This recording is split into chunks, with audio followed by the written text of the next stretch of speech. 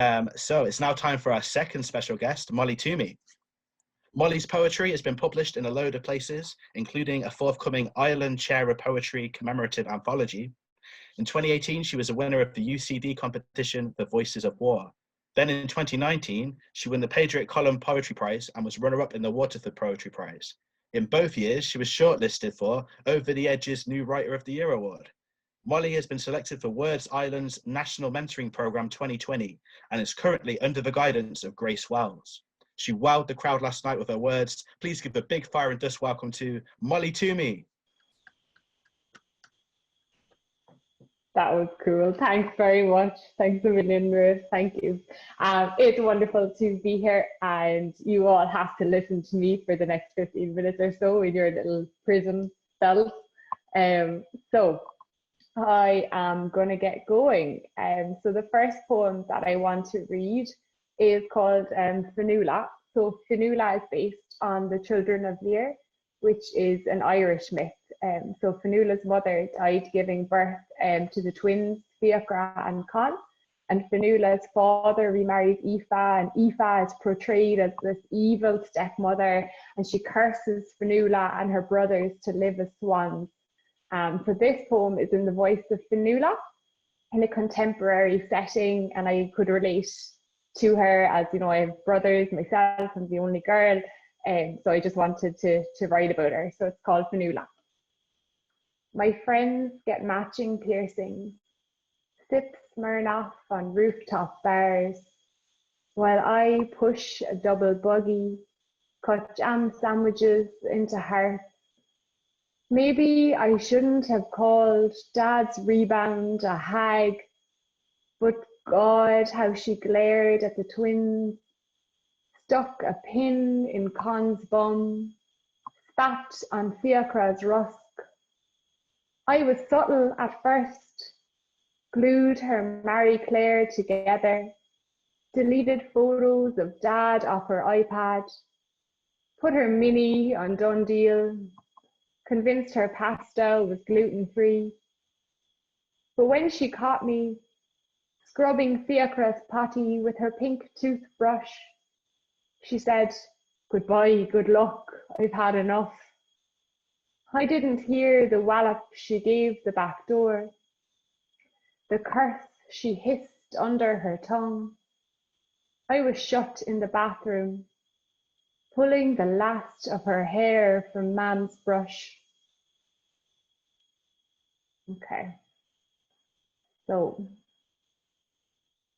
this next poem, it's called Cassandra. So Cassandra is from Greek mythology. She refused to sleep with the god Apollo after he had given her prophetic powers. So he cursed her. The curse was that nobody would believe in her prophecies, a bit like, you know, the boy who cried wolf. And I was thinking of her in relation to my attempts and the efforts of my friends in Cork City to raise awareness about climate change. And I was thinking about just kind of how crazy it is that people could imagine that climate change would be something that you mightn't believe in. So also Gaia is mentioned in this poem, and Gaia is the goddess of the earth. She's the personification of the earth. So Cassandra.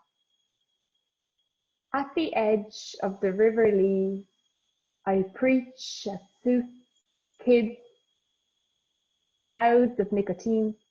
Gannets will break their necks, diving for sardines that no longer exist. River rats will decompose by thin plastic bags. Otters will take their medicine back. Nobody remembers the grating creak of the corncrake, the howl of the wolf.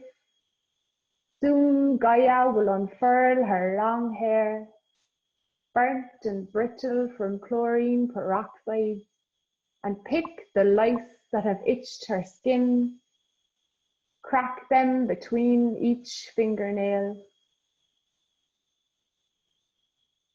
Okay. So this next poem then It's drawn from the Roman myth of Ceres and Proserpina. So Ceres is Proserpina's mother, and when Proserpina falls in love with the lord of the underworld, Ceres has to kind of let her daughter go, as many mothers have to let their children go.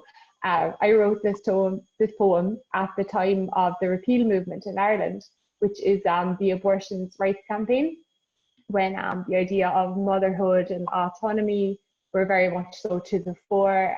So this poem is in the voice of Ceres, the mother in that myth. So Ceres. I was 16 when I felt you kick, tried hangers, scalding water, the spoke of a bicycle wheel. You shrieked, howled, wept in that tooth-marked cot with mould like a claw. I told mothers at the playground I was a sitter, postmen that my husband would be back later. At dusk I'd play the video of your birth in reverse, blood and afterbirth filling me back up. Once I left you on the steps of the church, ran back 3 minutes later, convinced there were bruises like berries, squished under your skin. I wanted some physical thing to hate myself for. At 12, you pierced your navel with a safety pin. My fingers itched to wring your throat, but wiped that seed of blood. Now, as I got to your room for drugs, I find job specs, CVs, a photo on your dresser of us on the swings, me pushing you away and pulling you back in. Okay, so this next poem is also about a mother, and she's a masseuse. Like so many people, she tries to find a better world in a first world Western country, but that's unfortunately not what is on offer. So it's called massage. She switches on the CD and soaks her fingers in rapeseed oil. He removes his shirt and lays on the table. She dims the lights, applying pressure to his sacral. Her hips move to the motion of her shoulders. She closes her eyes, imagines kneading dough for her 2 boys. Their gap smiles, runny noses. The man grunts and she is back. She moves up to his lungs and presses in like he is a bottle of ketchup. He wheezes as she compresses. She wants to squeeze until he can no longer breathe. Wants his organs to come out his lips. She will hang them in her hostel like ornaments. He slaps her thigh as if to say, that's enough.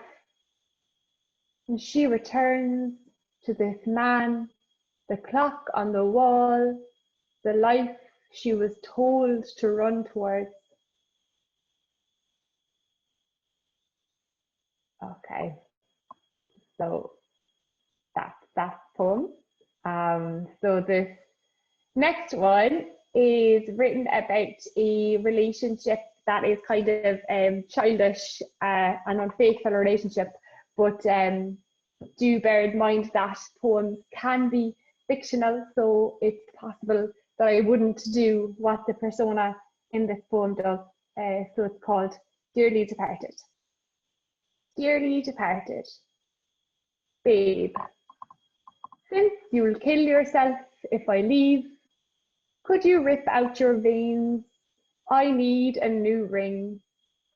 Throw your body into the lee, so I can sail on your back under Mary Ellen's Bridge. Pretend I'm in Venice and it's 30 degrees. Can I keep your Nike sweater? The grey one, it looks so good on me. What about your red blood cells? You know I'm anemic.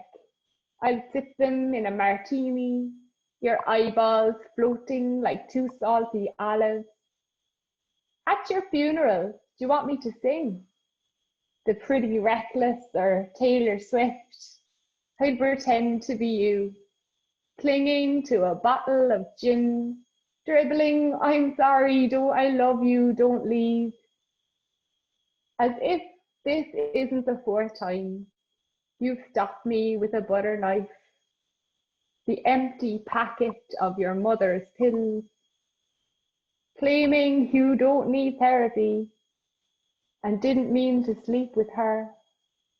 It was just a symptom of this week's disorder and diagnose me.ie. Listen, I'm going shopping for a veil, a little black dress. I've left a knife, a rope, a litre of petrol and a lighter in the shed. So my poems are very aggressive, clearly. So this one is this is a poem that's from the heart, really. It's a poem about my mother, who is here.